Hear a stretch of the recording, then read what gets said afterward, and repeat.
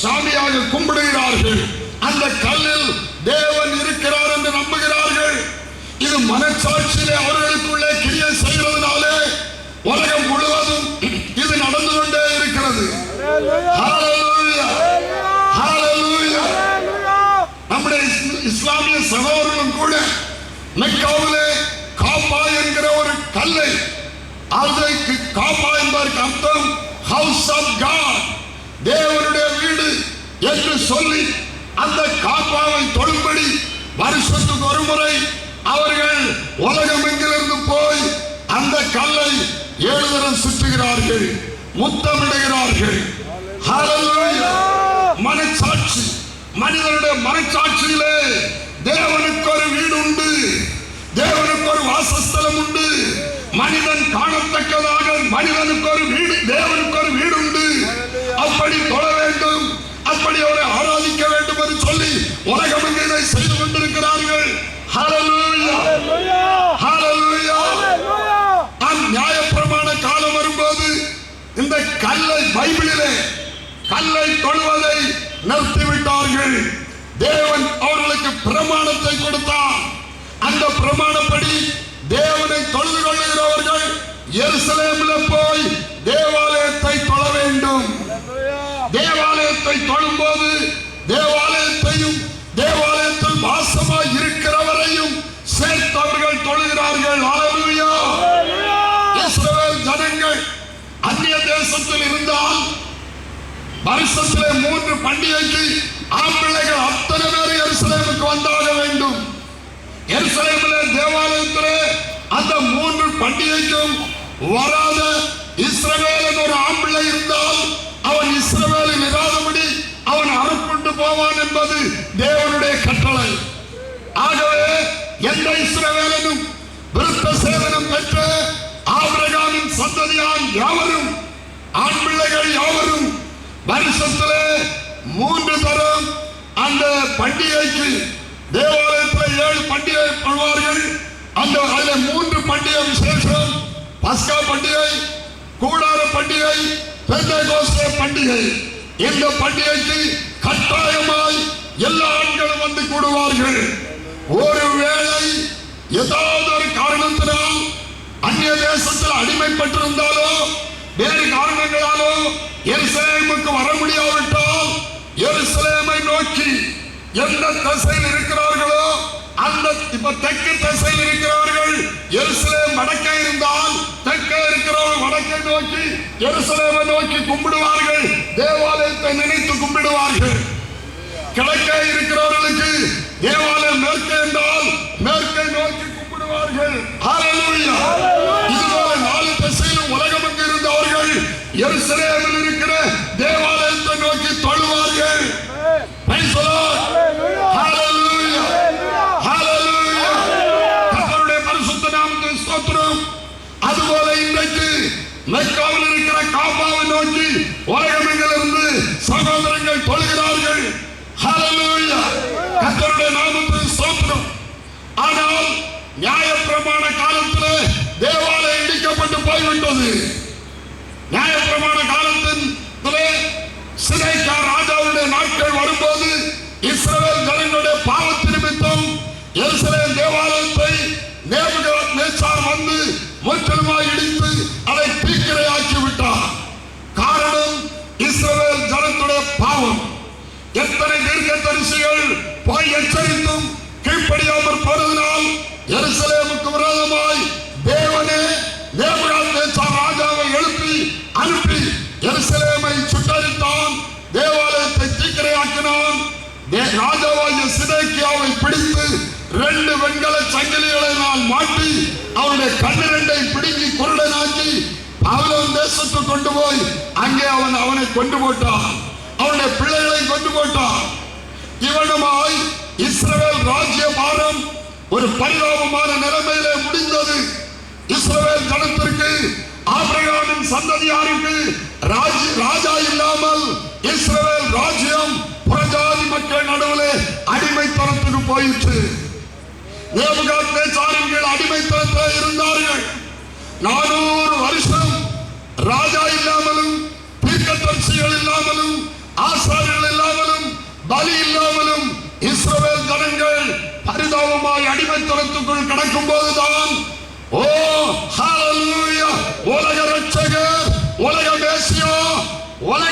ஒளியானவர், உலக ரட்சகர் இயேசு இந்த உலகத்தில் மேசியாவாய் பிறக்கிறார்.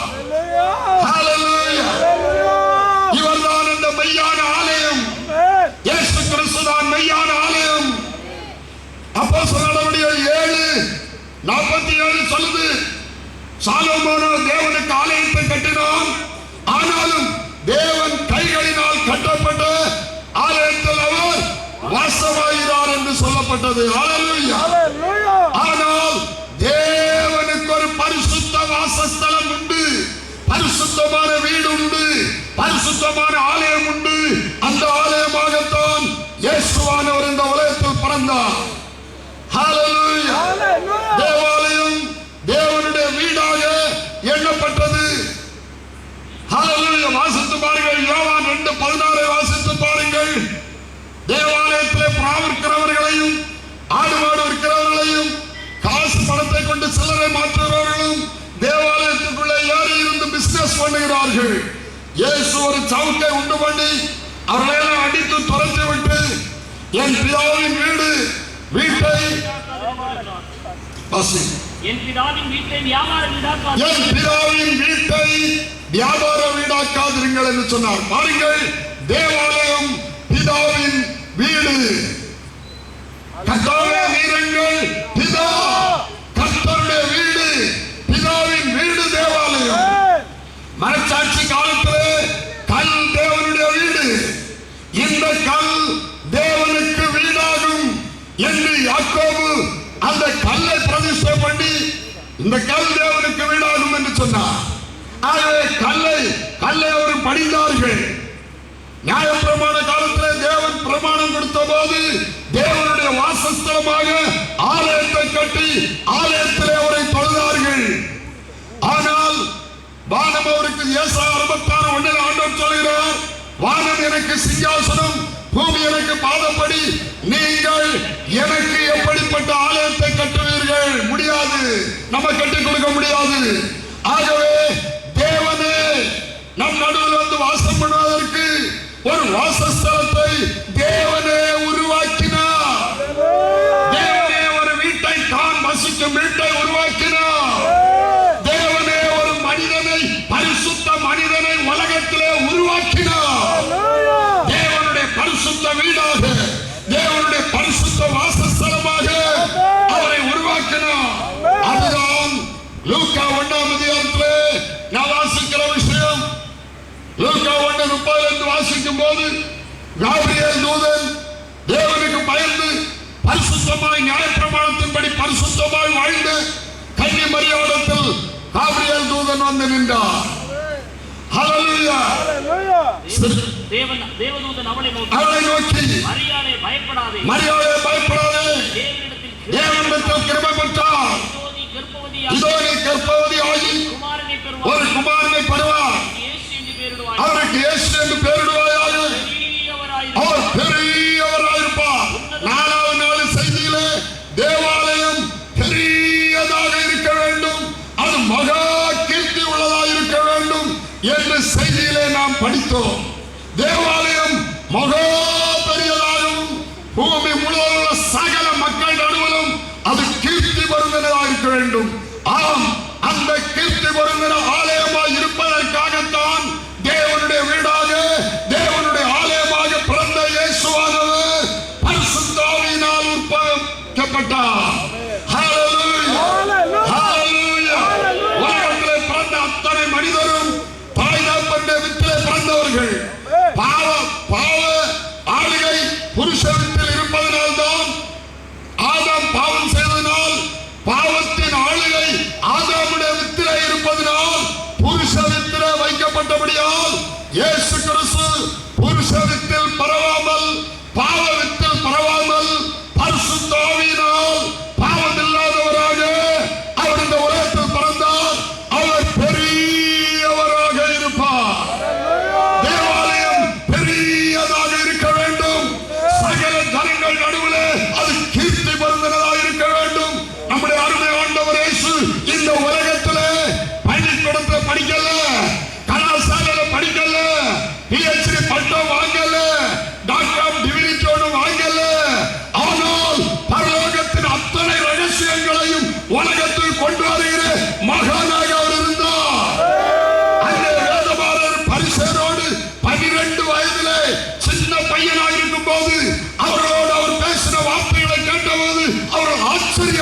சொன்னார்கள், இந்த சின்ன பையனுக்கு இந்த ஞானம் எங்கிருந்து வந்தது? இவர் அங்கிருந்து வந்திருக்கிறவர். இயேசு சொன்னார், நீங்கள் தாழ்விலிருந்து உண்டானவர்கள், நான் உயர்விலிருந்து உண்டானவர். நான் வானத்திலிருந்து இறங்கி வந்த அப்பா, ஜீவ அப்பா. என்னை புசிக்கிறவன் பிழைப்பான், என்னை விசுவாசிக்கிறவன் பிழைப்பான். நான் குடிக்கிற தண்ணீரை குடிக்கிறவனுக்கு ஒரு காலம் தாகம் உண்டாகாது. அவர் பெரியவராயிருந்தார், மரித்தோரை உயிரோடு எழுப்பினார், சப்பாடிகளை நடக்கப்படினார், உண்மையை பேச வைத்தார், சடலை காதை திறந்தார். ஹல்லேலூயா!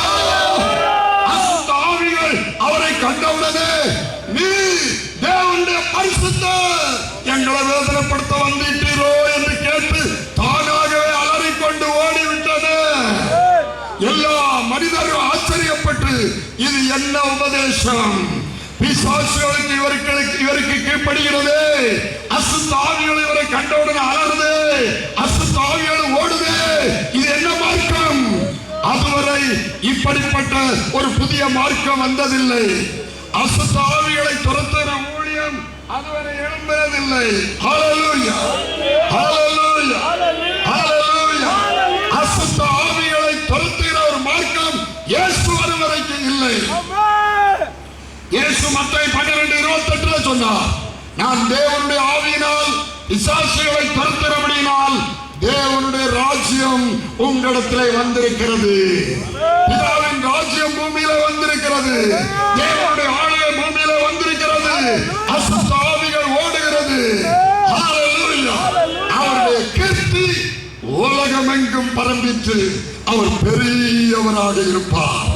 இந்த உலக சரித்திரமே பள்ளிக்கூடம் ஏறி படிக்காத ஒரு சாதாரண ஒரு மனிதன் என்று சொல்லப்பட்ட இந்த இயேசு கிறிஸ்துவின் பேரில் இந்த உலக சரித்திரமே இரண்டாய் நிற்கிறது. கிறிஸ்துவுக்கு முன், கிறிஸ்துவுக்கு பின் என்று உலக சரித்திரமே இரண்டாய் பிரிந்து நிற்கிறது. ஏன்? இந்த இயேசுவை எல்லாரும் அறிய வேண்டும். இவர்தான் மேசியா, இவர்தான் ரட்சகர், இவர் பிதாவின் வீடு, இவருக்குள்ளேதான் தெய்வத்துவம் முழுதும் வாசமாயிருக்கிறது. எல்லாரும் அறிய வேண்டும். உலகத்தில் உள்ள எல்லா மதக்காரும் அறிய வேண்டும். உலகத்தில் உள்ள எல்லா ஜாதியாரும் அறிய வேண்டும். உலகத்தில் உள்ள சகல மனுஷரும் இயேசுவை அறிய வேண்டும். அதற்காகத்தான் மனுஷர் அறிந்தோ அறியாமலோ தேவனுடைய திட்டப்படி உலக சரித்திரம் கிறிஸ்துவுக்கு முன் என்றும் கிறிஸ்துவுக்கு பின் என்றும் பிரிக்கப்பட்டிருக்கிறது. ஹல்லேலூயா! ஹல்லேலூயா! கர்த்தருடைய பரிசுத்தமான நாமத்திற்கு ஸ்தோத்திரம் உண்டாவதாக. ஹல்லேலூயா! ஆகவே கல்லிலே தொழுகிற மனிதருடைய மனசாட்சி படி தேவன் ஒரு மனித சரீரத்தில் வருவார் என்பதை அவர்கள் அறியாமலே அந்த கல்லை தொழுதார்கள். கல்லிலே தேவன் வசிக்கிறார் என்று சொல்லி தொழுதார்கள், தொழுது கொண்டும் இருக்கிறார்கள். ஆனால் அந்த உண்மையான தேவன் தொழுகைக்குரியவர், தொழுகைக்குரியவர் இயேசு என்பதை ஹல்லேலூயா மக்கள் அறியாமல் இருக்கிறார்கள். எல்லாரும் அதை அறிந்து கொள்ள வேண்டும். ஆமென். கர்த்தருடைய நாமத்தை ஸ்தோத்திரம். ஆகவே தேவனுடைய வீடாகியிருக்கிற இயேசு கிறிஸ்துவாகிய கல், இரண்டாவதாக ஒரு கல்லாக வாசிப்போம் அவரை. கர்த்தருக்கு ஸ்தோத்திரம். ஆகவே கல்லை தொழுகிற அத்தனை மக்களும் இயேசுவை நீங்கள் அறிந்து கொள்ளுங்கள். இயேசுதான் உங்களுடைய ரட்சகர், இயேசுதான் உங்கள் மேசியா. இயேசு கிறிஸ்து மட்டுமே உங்கள் பாவத்திலிருந்து உங்களை ரட்சிக்க முடியும். இயேசு கிறிஸ்து ஒருவரே உங்களுக்கு நித்திய ஜீவனை தர முடியும். இப்பொழுது ஒரு வசனத்தை வாசிப்போம். ஏசாயா 28:16. ஏசாயா 28:16. ஆதலால் கர்த்தராகிய ஆண்டவர் உரைக்கிறதாவது, கர்த்தராகிய ஆண்டவர் உரைக்கிறதாவது, இதோ அஸ்திபாரமாக ஒரு கல்லை, இதோ அஸ்திபாரமாக ஒரு கல்லை நான் சீயோனிலே வைக்கிறேன். சீயோன், பரலோக சீயோனிலே வைக்கிறேன். அது பரீட்சிக்கப்பட்டதும் அந்த கல் பரீட்சிக்கப்பட்டதும் வெளியேறப்பட்டதும் அது வெளியேறப்பட்ட கல், திட அஸ்திபாரம் உள்ளதும் நல்ல திட அஸ்திபாரம் உள்ள கல், மூலைக்கல்லாயிருக்கும். அது மூலைக்கல்லாயிருக்கும். விசுவாசிக்கிறவன் அந்த பதறான். கல்லில் விசுவாசம் வைக்கிறவன் பதறான். ஹல்லேலூயா! தேவன் தாமே ஒரு மனிதனாய் வரப்போகிறவரை, மேசியாவை குறித்து தேவன் தாமே இப்படி சொல்லுகிறார். ஹல்லேலூயா! இதோ அஸ்திபாரமாக ஒரு கல்லை சீயோனில்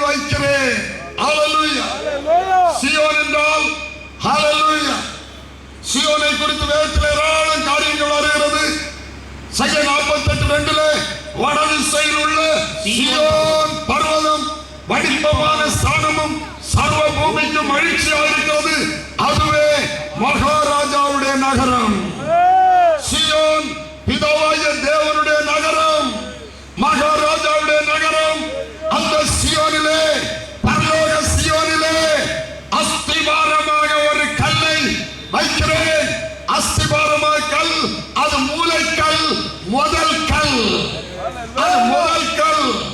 இந்த உலகத்தை ஜெயித்த ஒரு மனிதன் சீயோனிலே முதல் கல்லாக, உலகத்தை ஜெயித்த ஒரு மனிதன் முதல் கல்லாக, மூலைக்கல்லாக, அஸ்திபார கல்லாக தேவனால் வைக்கப்பட போகிறார் என்பதை தேவன் வெளிப்படுத்துகிறார். இப்பொழுது அந்த கல்லை குறித்து, அஸ்திபார கல்லை குறித்து வேதவசனத்தை வாசிப்போம். 1 கொரிந்தியர் 3:10 வாசிங்கள். அப்போஸ்தலனாகிய பவுல் சொல்லுகிறார், புத்தியுள்ள சிற்பாசாரியை போல நான் அஸ்திபாரம் விட்டேன். எனக்கு அளிக்கப்பட்ட தேவ கிருபையின்படி புத்தியுள்ள சிற்பாசாரியை போல் அஸ்திபாரம் போட்டு வேறொருவன் அதின் மேல் கட்டுகிறான். அவன் போடப்பட்ட அஸ்திபாரமாகிய இயேசு கிறிஸ்துவை அல்லாமல் வேறு அஸ்திபாரத்தை ஒருவராலும் போட முடியாது. ஹல்லேலூயா. இது அஸ்திபாரமாக ஒரு கல்லை சீயோனில் வைக்கிறேன் என்று தேவன் சொல்கிறார். அஸ்திபாரங்கள் போடப்பட்ட அஸ்திபாரமாகிய இயேசு கிறிஸ்துவை அல்லாமல் வேறொரு அஸ்திபாரத்தை போட ஒருவராலும் முடியாது. தேவன் போட்டிருக்கிற அஸ்திபாரம், தேவன் போட்டிருக்கிற பிளான், தேவனுடைய பரிசுத்த ஆவியினாலே தேவன் தம்முடைய வீடாக தெரிந்து கொண்ட மனிதர், பரிசுத்த ஆவியினாலே கன்னிமரியாளுக்குள் உற்பவித்து பிறந்த மனிதர். இவர் பிதாவின் வீடு, இவர் பிதாவின் ஆலயம். இவர் உலகத்தை ஜெயித்து சீயோனிலே முதல் கல்லாக, மூலைக்கல்லாக, முதல் மனிதராக அவர் அங்கே காணப்படுவார். ஹல்லேலூயா. ஆகவே அஸ்திபாரக்கல் அவர், மூலைக்கல் என்று வேதம் சொல்கிறது. எபேசியர்க்கான நிறுவம் 2ஆம் அதிகாரம் 20ஆம் வசனத்தை வாசியுங்கள். அப்போஸ்தலர் தீர்க்கதரிசிகள் என்கிற அஸ்திபாரத்தின் மேல் கட்டப்பட்டவர்களாக இருக்கிறீர்களே, அதற்கு இயேசு கிறிஸ்து தாமே மூலைக்கல்லாக இருக்கிறார். அஸ்திபாரம் உள்ள மூலைக்கல்லாக இருக்கும். முதல் கல் அவர் அஸ்திபாரக்கல், அவர் மூலைக்கல், அவர் முதல் கல். சொல்லுவோமா? ஒரு கல், பர்வதத்தில் ஒரு கல்லை கொண்டு போவாங்களா யாராவது? அதுக்கு மேல நிறைய மாளிகை கட்டுறதுக்கு ஏராளம் கல் இங்க இருந்து டெம்போலியோ லாரியில அடிச்சாங்க மேல கொண்டு ஏற்றுவாங்களா? இல்லை. ஒரு மனிதர், இந்த உலகத்தை ஜெயிக்கிற ஒரு மனிதர் பரலோக மாளிகைக்கு மூலைக்கல்லாயிருப்பார், தலைக்கல்லாயிருப்பார். உலகத்தை ஜெயித்தவர் பரிசுத்தவானாய் அவர் இருப்பார். தெய்வத்துவம் முழுதும் அவருக்குள்ளே வாசமா இருக்கும். ஏனென்றால் அவர் தேவனுடைய வீடு. ஆகவே அவரைத்தான் தொழ வேண்டும், கல்லை தொழக்கூடாது. கல்லை தொழுகிறவர்கள் ஏமாந்து போவார்கள். தொழுகைக்குரியவர் கர்த்தராகிய இயேசு கிறிஸ்து ஒருவரே. ஆலயத்தை தொழுகிறவன் ஆலயத்தையும் ஆலயத்தில் வாசமாய் இருக்கிறவரை தொழுது கொள்கிறார். கடந்த நாளுக்கு முந்தின நாளிலே யாரை தொழ வேண்டும் என்கிற செய்தியிலே தேவனையும் ராஜாவையும் சேர்த்து தொழ வேண்டும். ராஜா சகோதரனாக இருக்க வேண்டும். நம்மை போல சகோதரனா மாறி ஜெயித்த ராஜா சீயோனில் இருக்கிறார். சங்கீதம் 2:6 வாசிங்கள். சங்கீதம் 2:6 வாசிங்கள். நான் என்னுடைய பரிசுத்த பர்வதமாகிய சீயோன் மீது, நான் என்னுடைய பரிசுத்த பர்வதமாகிய சீயோன் மீது என்னுடைய ராஜாவை அபிஷேகம் பண்ணி, என்னுடைய ராஜாவை அபிஷேகம் பண்ணி வைத்தேன் என்றார். தீர்மானத்தின் போதும். ஹல்லேலூயா. அங்கே சொல்கிறார், அஸ்திபாரமாக ஒரு கல்லை சீயோனிலே வைக்கிறேன். சங்கீதம் 2:6 சீயோனிலே இந்த ராஜாவை அபிஷேகம் பண்ணி வைத்தேன். ராஜா அபிஷேகம் பண்ணப்பட்ட இந்த ராஜா பிதாவுடைய வீடு, தேவனுடைய வீடு. தெய்வத்துவம் முழுவதும் இந்த சரீரத்துக்குள் வாசமாயிருக்க வேண்டும். கொலோசியர் 2ஆம் அதிகாரம் 9ஆம் வசனத்தில் நான் வாசிக்கும் போது ஹல்லேலூயா, ஏனென்றால் தெய்வத்துவத்தின் சகல பரிபூர்ணமும் சரீர பிரகாரமாய் இவருக்குள் வாசமாயிருக்கிறது. ஹல்லேலூயா.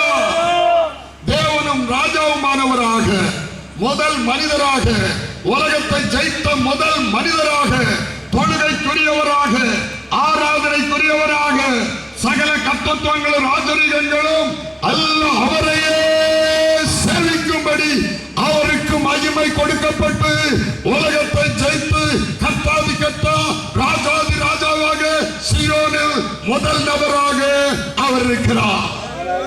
ஹல்லேலூயா. ஆட்டுக்குட்டியானவர், வெளிப்படுத்தல் 17:14, ஆட்டுக்குட்டியானவர் கர்த்தாதி கர்த்தாவும் ராஜாதி ராஜாவுமானவர். 1 தீமோத்தேயு 6ஆம் அதிகாரம் 15-16 வாசிக்கும் போது அவரே அந்த பிரசன்னமாகுதலை தேவன் தம்முடைய காலங்களில் வெளிப்படுத்துவார். அவரே நித்தியானந்தமுள்ள ஏக சக்கராதிபதியும் ராஜாதி ராஜாவும் கர்த்தாதி கர்த்தாவும் ஒருவராய் சாவாமுள்ள உலகத்தில் வந்தார். மரித்தேன், ஆனாலும் இதோ சதா காலங்களில் உயிரோடு இருக்கிறேன். ஒருவராய் சாவாமை உள்ளவரும் சேரக்கூடாத ஒளியில் வாசம் பண்ணுகிறவரும் ஒருவரும் கண்டிராதவரும் காணக்கூடாதவரும் அவருக்கே கனமும் மகிமை நித்திய மகிமை உண்டாவதாக. ஹல்லேலூயா. ஹல்லேலூயா. அவர் காணக்கூடியவரால் வந்தார், உண்மைதான். பிள்ளைகளாகிய நம்மோடு இருப்பதற்காக, நம்மை போல் இருப்பதற்காக, நித்தியமாய் நம்மோடு இருப்பதற்காக. ஆனால் அவர் காணக்கூடாதவர், வானங்களும் வானாதி வானங்களும் கொள்ளாதவர்.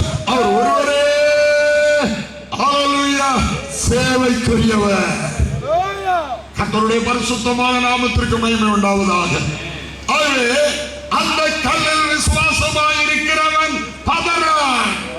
என் அன்பு தேவனுடைய பிள்ளைகளே, 24 வயது வரை என் வாழ்க்கை பதட்டம், நிம்மதி இல்லை, நிம்மதியே இல்லை.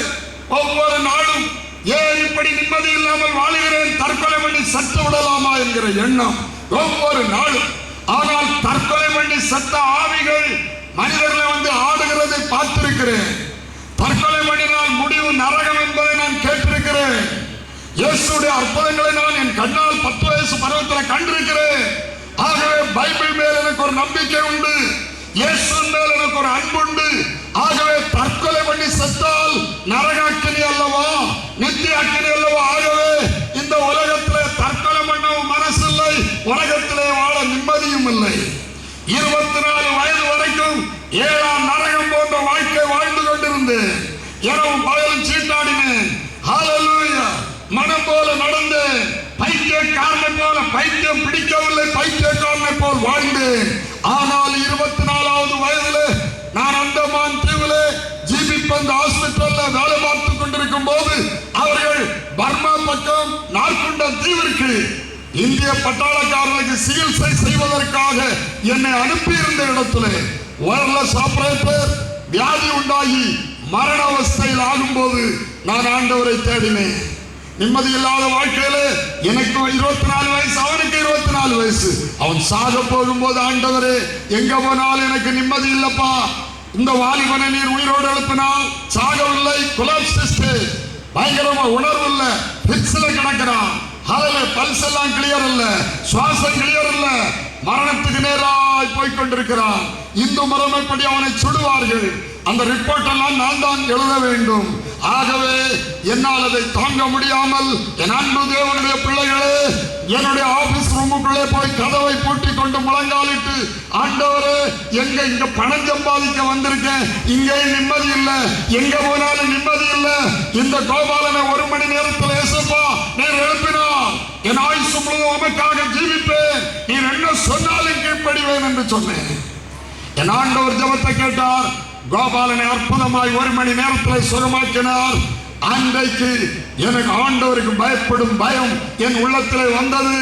அன்றைக்கு என்னுடைய குடிப்பழக்கத்தை நிறுத்தினேன், சிகரெட்டை நிறுத்தினேன், சீட்டாட்டத்தை நிறுத்தினேன், எல்லாம் தூக்கி தூர வீசினேன்.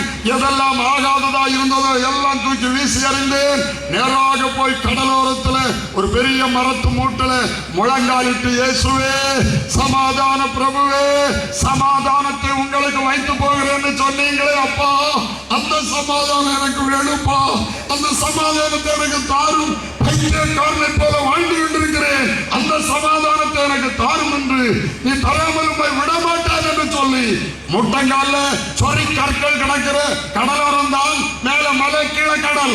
மலையில் உள்ள சின்ன சின்ன கற்கள் கடலோரத்தில் கிடக்கும். எங்கேயோ கொஞ்சம் மணல் காணும், இதெல்லாம் கல்லுதான். ஆகவே கல்லுல தான் முழங்கால் போடணும், சொறி கற்கள் இல்ல. அல்லேலூயா. சில இலைகளை எல்லாம் எடுத்து மேல போட்டுட்டு முழங்கால அந்த சொறி கற்கள் மேல நின்று கல்லெல்லாம் என் முழங்கால குத்தி, அல்லேலூயா, ரத்தம் கசியக்கூடிய அளவுக்கு ஆகிவிட்டது. பிடித்துக் கொண்டேன் என்று அழுதேன். என்னை ரட்சிக்காமல் இனி விடமாட்டேன், என்னால் இயேசு இல்லாமல் இனி வாழ முடியாது என்று சொன்னேன். என் ஆண்டவர் என் கண்ணீரை துடைத்தார், என் பாவங்களை மன்னித்தார். ஆண்டவர் இயேசு என்னை ரட்சித்தார், என்னை அன்பு குணமாக்கினார். நான் மரத்திலிருந்து ஒரு முறை 2 முறை விழுந்திருக்கிறேன். அந்த மரத்திலிருந்து விழுந்ததுனால் இருப்பு அப்படியே உட்கார்ந்து சம்பளக்கால் கோட்டி இருக்கிறது போல விழுந்தேன். என் முதுகெலும்பு ரொம்ப பாதிக்கப்பட்டது. வீட்டுல சொன்னா அக்கிரமமான விளையாட்டுக்கு போனான்னு சொல்லி வீட்டுல அடிச்சு போடுவாங்க. வீட்டுல சொல்லவே இல்லை. 6 மாசம் கையை பிடிச்சு யாராவது லேசா தூக்கி விட்டாதான் எழும்ப முடியும், அவ்வளவு கஷ்டம். ஆனாலும் வீட்டுல நான் விழுந்ததை சொல்லல. அல்லேலூயா. அதனுடைய தாக்குதல் 24வது வயது வரைக்கும் கொஞ்சம் வயிறு நிறைய சாப்பிட்டேன்னா ராத்திரி அரண்டு புரண்டு புரண்டு புரண்டு தூங்க முடியாது, தூக்கம் வராது. ஒரு 50-100 தடவை அங்கே இங்கேயும் புரளணும், செம்மையா உறங்க முடியாது. என்றைக்கு என் இயேசப்பா என்னை ரட்சித்தாரோ அன்னைக்கு அந்த வேதனை மாறி போனது.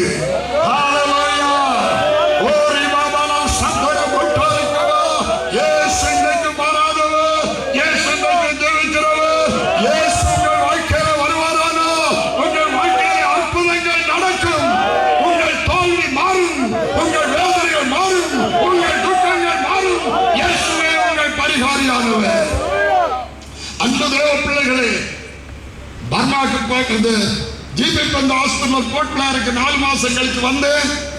ஆஸ்பத்திரியில் வேலை பார்க்கும் போதும் எனக்கு ஏது வியாதி வந்தாலும் நான் மாத்திரை எடுப்பதே இல்லை, ஊசி எடுப்பதே இல்லை, மருந்து எடுப்பதில்லை. ஆண்டவர் இயேசு இப்படிப்பட்ட மரணத்திலிருந்து விடுவித்த இயேசு எனக்கு போதும்.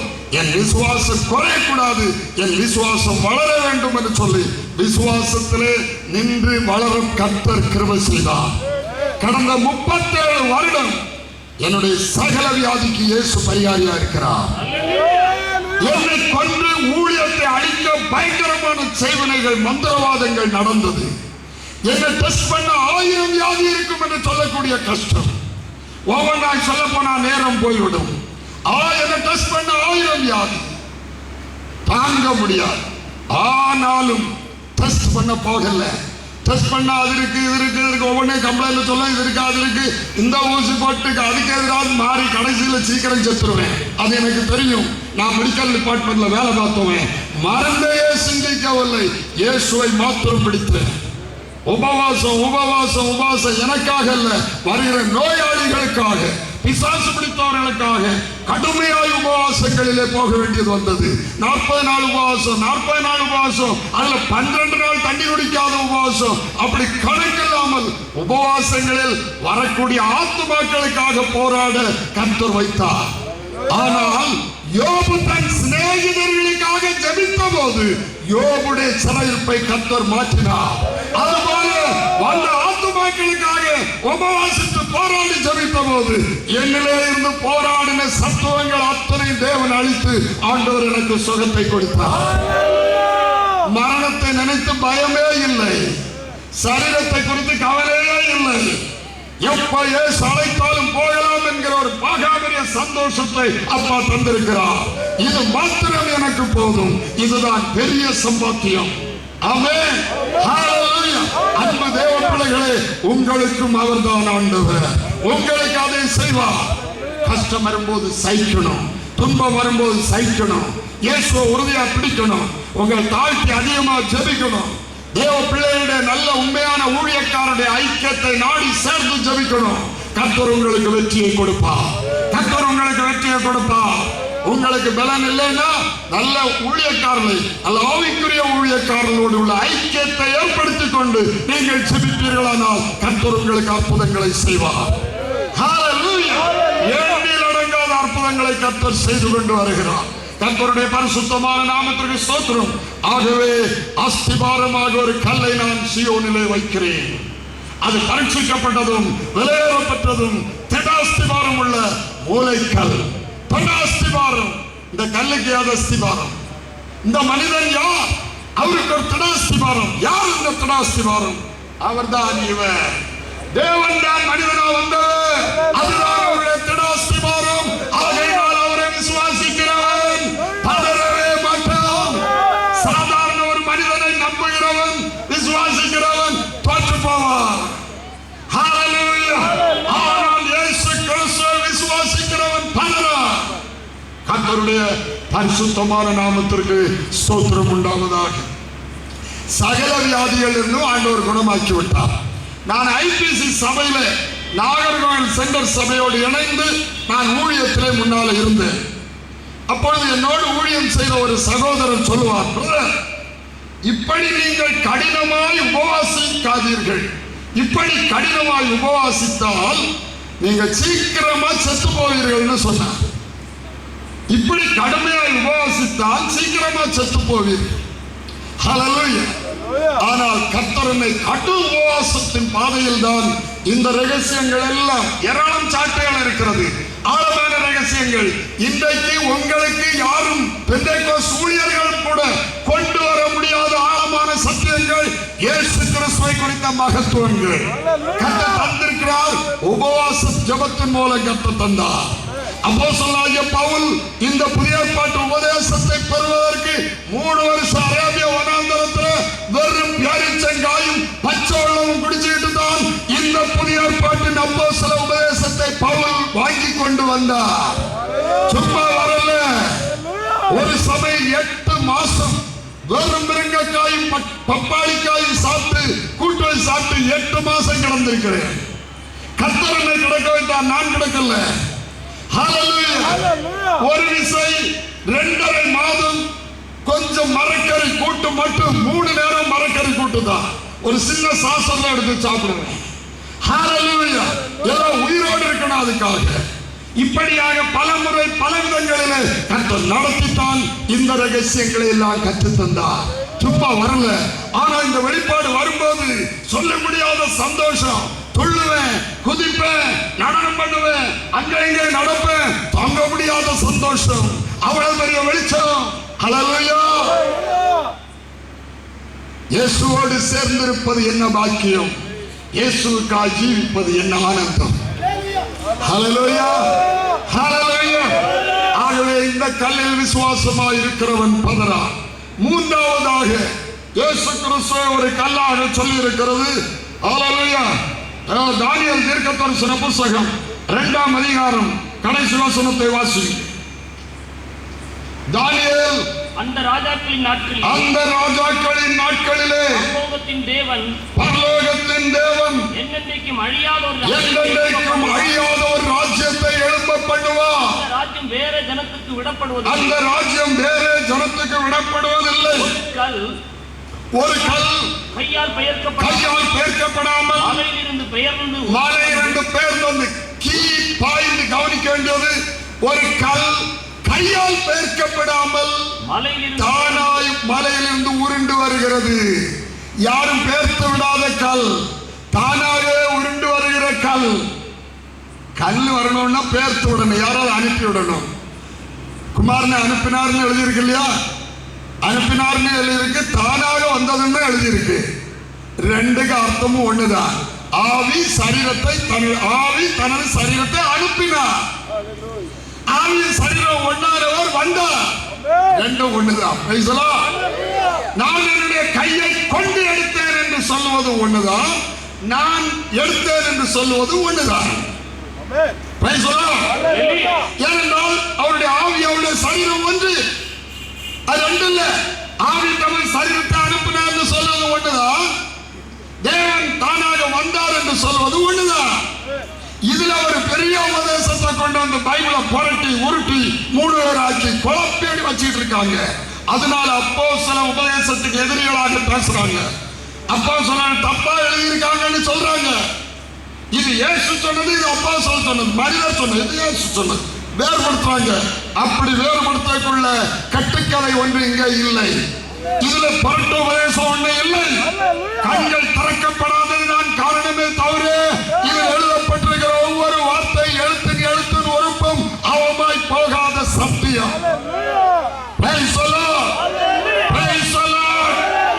யாராயினும் வந்து பைபிள் அப்படி இருக்கு இப்படி இருக்கு மாற்றி இருக்கணும்னா அதுல ஒரிஜினாலிட்டியை ஒருத்தரால் மாற்ற முடியாது. அப்படி மாற்றவே முடியாது. மாற்ற நினைக்கிறவங்க தேவன் தட்டிடுவார்.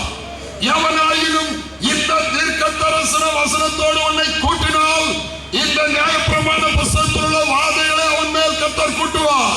எவனாவது உன்னை எடுத்தால் ஜீவசமத்திலிருந்தும் பரலோகத்திலிருந்தும் அவருடைய பங்கை தேவன் எடுத்துப்படுவார் என்று வேதம் சொல்லுகிறது. ஆகவே அதை செய்ய முடியாது.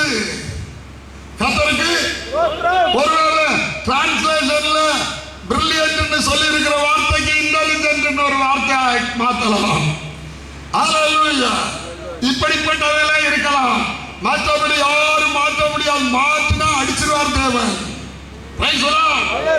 நிறைய பார்த்திருக்கிறோம். தேவன் அடித்திருக்கிறது. அதை செய்ய தேவன் விட மாட்டான். தேவன் நம்மை பரியாசம் பண்ண விட்டா. ஆகவே அது முடியாது. கர்த்தருக்கு மகிமை உண்டாகட்டும். ஆகவே அடுத்த கல் கடை